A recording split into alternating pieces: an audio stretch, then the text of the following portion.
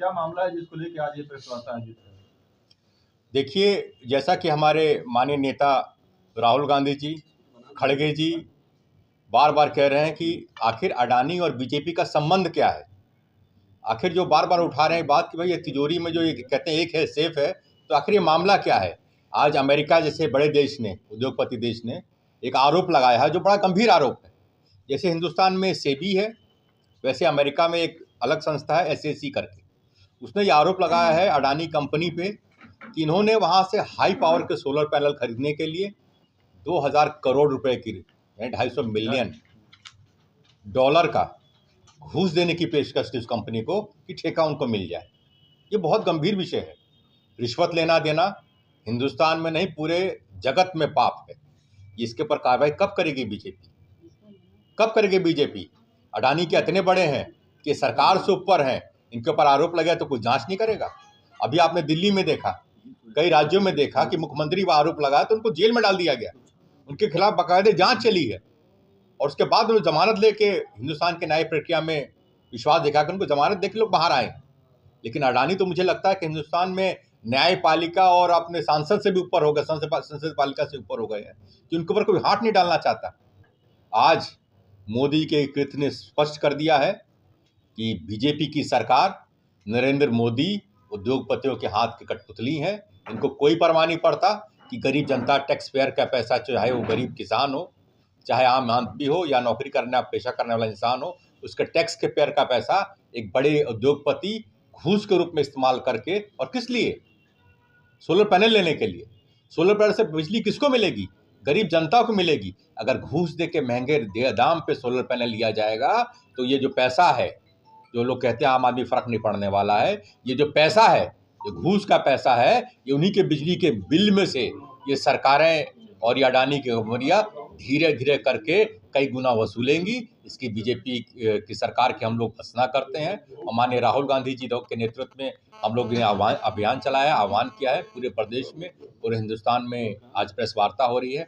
हमारी ये भी मांग है कि ये लोग कुछ करने वाले नहीं, पार्लियामेंट से कोई जेपीसी बने जिसके तहत जांच हो, तभी पता चलेगा कि आखिर अडानी और बीजेपी और मोदी जी का संबंध क्या है। 70वां अधिवेशन चल रहा है, ये अखिल भारतीय विद्यार्थी परिषद का सुना गया। इस विद्यार्थी परिषद के लिए जो कार्यक्रम यहाँ पे हुआ है, मास्टर तक को नहीं बख्शा गया है उसमें। अब मैं क्या बोलूँ ज्यादा, बताइए। हमारे जिलाध्यक्ष ने मेहनत की, देखिए इनको, हाँ ये बोलना चाहिए था। उपाध्याय जी, इस समय अगर महंगाई की बात करें तो जो घर है, घर चलाना मुश्किल हो गया, किचन इतना महंगा हो गया कि महिलाएं परेशान हैं। क्या कहना चाहेंगे? क्योंकि आपकी सरकार थी लेकिन उतनी महंगाई हमने नहीं देखी। देखिए, मैं तो यही कहना चाहूँगा कि हम और आप सब झूठ बोल रहे हैं, क्योंकि मोदी जी और अमित शाह और अडानी के आप बात सुने तो उनको लगता है कि हिंदुस्तान में खुशहाली है। महंगाई पे कोई नेता बात नहीं करना चाहता। आप अरहर की दाल उठा लीजिए, डीजल उठा लीजिए, पेट्रोल उठा लीजिए, गैस का सिलेंडर उठा लीजिए, इनको महंगाई कहीं नज़र नहीं आ रही। इनको जो सरकारी नौकरियां खत्म हो रही वो नज़र नहीं आ रही। लेकिन फिर भी ये अपने में, जैसे कहते हैं ना कि क्या लगता है हिंदू मुस्लिम के नाम पे ये राजा मस्त है। और इनको देखिए, आप, मैं इसके बारे में यही कहना चाहूँगा कि आज आप देखें जो हिंदुस्तान का माहौल बना दिया है कि डर और भय का माहौल पैदा कर दिया है। पड़ोसी से डरने लगा है। हिंदू मुस्लिम की बात तो छोड़ दीजिए आप, पड़ोसी से डरने लगा है। इस तरह के लोगों ने माहौल पैदा कर दिया है कि आज हिंदुस्तान की एकजुटता खतरे में है, अखंडता खतरे में है। जो संविधान बाबा साहब भीमराव अम्बेडकर जी ने दिया, तमाम हमारे स्वतंत्रता संग्राम सेनानी, चाहे वो किसी भी धर्म के हों, किसी भी जाति के हों, किसी भी वर्ग के हो, जो उन्होंने कुर्बानी दी, आज उसके ऊपर बहुत बड़ा कुंठाघात इस सरकार ने किया। क्या लगता है इंडिया गठबंधन अगर आती है तो महंगाई पे आप लगाम लगा? बिल्कुल लगाएंगे, हमने लगा के दिखाया है। आपको शायद नहीं याद होगा, जब अंतर्राष्ट्रीय मार्केट में डॉलर 104 रुपये डॉलर था, कच्चा तेल की कीमत बैरल 104 रुपये बैरल। जब आपका 104 डॉलर, 104 कंफ्यूज करता हूँ, 104 डॉलर बैरल जब प्रति बैरल की कीमत थी, तो हमने 70 रुपये में, 75 रुपये में आपको डीजल और पेट्रोल दिए हैं। और आज क्या बात है कि उसकी आधी कीमत पे है, लेकिन आपकी महंगाई देख लीजिए, क्या बात है। क्या ये व्यापारियों की सरकार है?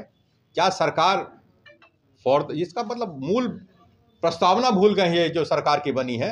सरकार जनता के लिए है, जनता के हित के लिए है, ना कि सरकार को अपना जेब भरना है, नेताओं के जेब भरने हैं या उद्योगपतियों को जेब भरने हैं। इस माध्यम से मैं आपके माध्यम से क्या लगता है कि भाजपा जो है वो अंग्रेजों वाली राजनीति कर रही है? अब डालो राज करो। देखिए, फूट डालो राज करो तो अपनी अलग जगह है, वो तो कर ही रही है, लेकिन जो टैक्स कभी अंग्रेजों ने नहीं लगाए थे हिंदुस्तान में, उससे ज्यादा टैक्स लिए जा रहे हैं।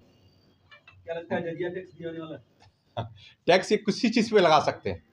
आप गाड़ी खरीदने आते हैं, छोटा सा उदाहरण देता हूँ गाड़ी का। जो 50,000 की गाड़ी थी, आज 1 लाख की मोटरसाइकिल हो चुकी है, जो छोटी छोटी गाड़ियां हैं।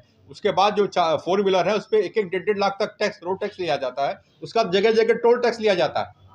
आप ये तो देखिए, इनको लगता है, सरकार, बीजेपी सरकार को लगता है कि जितना पैसा है वो उद्योगपतियों के पास नहीं है, वो गरीब जनता के पास है, मेहनत करने वालों के पास है, नौकरी करने वालों के पास है। तो उनके ऊपर जितना भी टैक्स लगाया जा सके वो लगाना अपना धर्म समझ रही, मुझे लग रहा है इस सरकार को। 55 रुपये खाता खुलवाया और 0 खाता खुलवाया, पैसा भी भेज रहे हैं किसानों के खाते में।